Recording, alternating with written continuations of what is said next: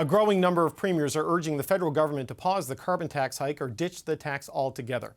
On April 1st, the price of carbon will jump from $65 to $80 per ton, part of a series of scheduled increases.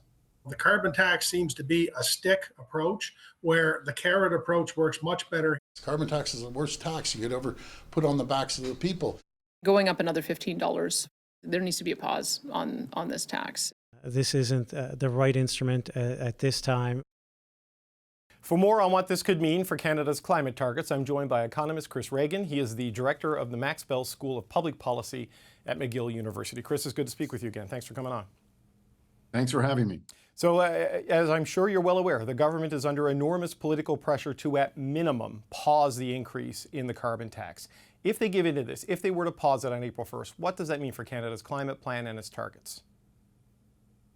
Well, I think we should all keep in mind that the climate policy that has been put in place and the new pieces that may come along in the future, they're not aimed to satisfy people over 2 years or 4 years. We're playing a long run game here.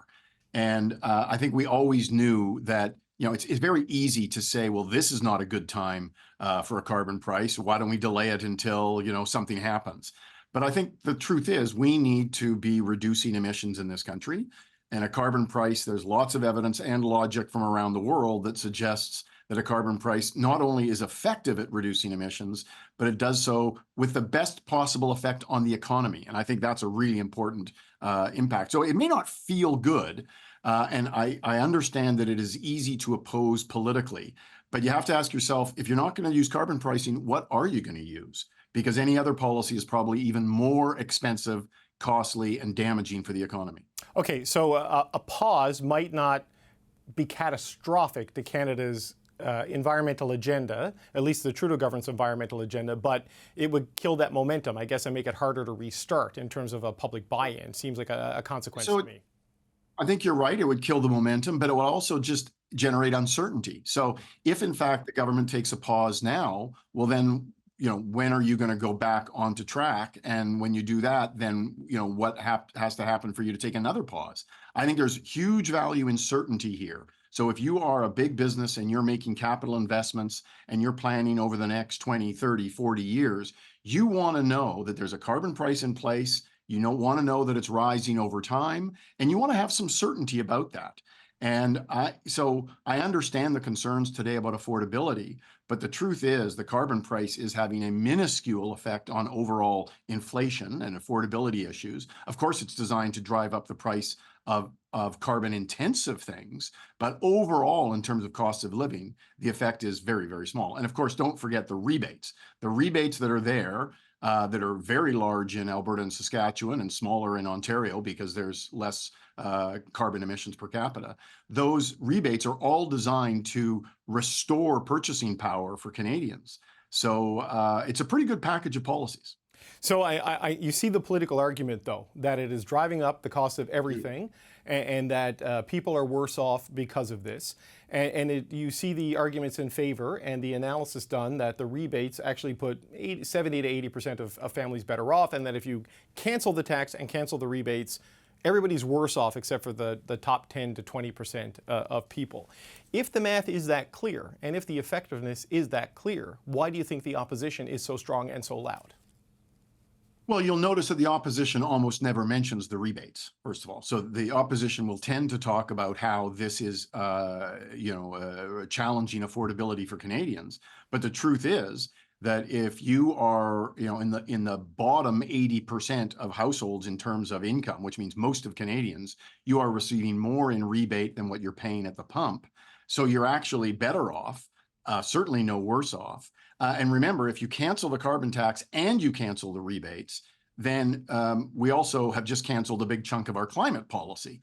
So I actually think that the federal government has designed a good policy, but I don't give them very high marks for their ability to communicate, and in particular the rebates. The rebates have been I think they are poorly understood across the country. I think the government has done a poor job in explaining what they're all about, what their logic is, the fact that they're we're even receiving these, in quarterly installments. That has not been well explained. So I think there's work to do, But I don't think the thing to do is to take a pause. I think the thing to do is to keep on doing what the policy is designed to do. If you want to address affordability issues, by the way, you could address that differently. I mean, you could even increase the rebates if you wanted for a year, but don't take away the carbon price. Leave that in place. There's arguments about the cost and the affordability, but there's also just skepticism about the effectiveness. Like when the government goes into, say, a steel plant in Halifax and helps them convert to a net zero, source of energy to change the way they make steel, you see the direct reduction. There is no, that I can find, a clear cataloging of how the individual carbon price that I pay when I fill up my car is actually helping things. How do we know it's working? I know the trajectory broadly on emissions is going in the right direction, but how do we know how much of that is tied to the consumer carbon tax?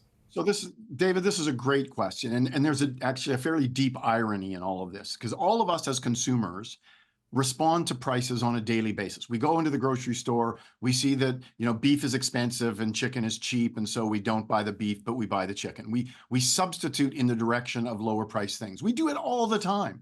Yet when we start talking about a carbon price, and the logic is exactly the same, some people are looking for quick changes in behavior over a few months. A carbon price is designed to change our behavior toward lower carbon things, whether it's the way we drive or the way we heat our homes or the kinds of vacations we take, but it's designed to change that behavior over time. And it might change your behavior, David, differently than it changes mine. And that's actually part of the beauty of the system, is that you're not actually micromanaging how people respond. You're putting a carbon price in place, and then you're letting people respond to those incentives. And different people are going to respond in different ways. So it makes the answer to your question really tough, because there is no easy answer to, how did I change my behavior? But over time, over 40 million people, we will see emissions reductions, and we've started to see them already. So if the high price at the pumps incentivizes someone like me that my next car is an electric car, that's the type of change you're talking about. That doesn't necessarily show up in the measurables today, but in 2 years when my lease is up, that's the kind of thing Right. you're talking about. That's exactly right. And in the meantime, maybe you'll carpool, maybe you won't. Maybe you'll switch out an oil burning furnace for an electric furnace, which I did a few years ago. It's fabulous, by the way. So we make these decisions over time, and different people are going to make different decisions. But the basic logic of a carbon price is no more complicated than the basic logic of how we all, on our everyday lives, respond to changing prices. And we do. So the long-term horizon argument, I understand. Politics doesn't deal in long-term horizons. It deals with political cycles. And you now have a majority of premiers saying, stop this, and the front-runner party to form the next government, to be the next prime minister, saying they're going to axe it entirely. I know you were a champion of this and had input into this, but do you think it survives the next election cycle, given where the mood of the country is and where politics is right now?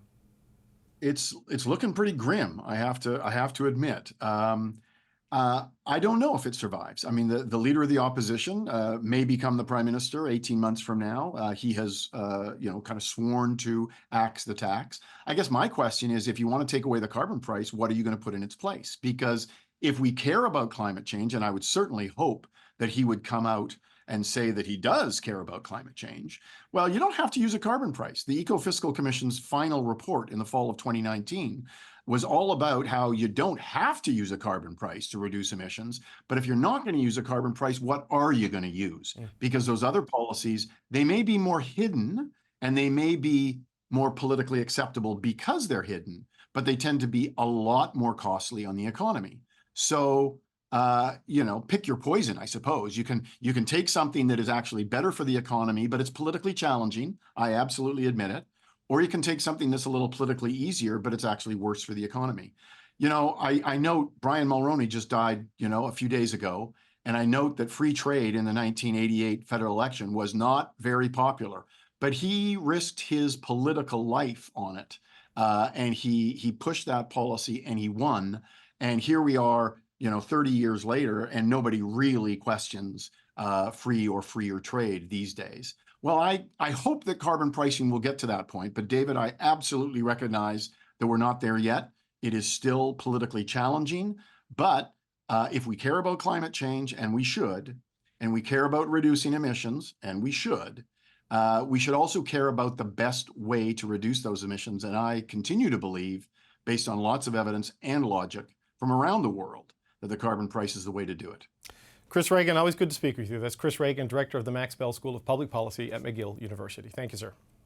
Thank you, David.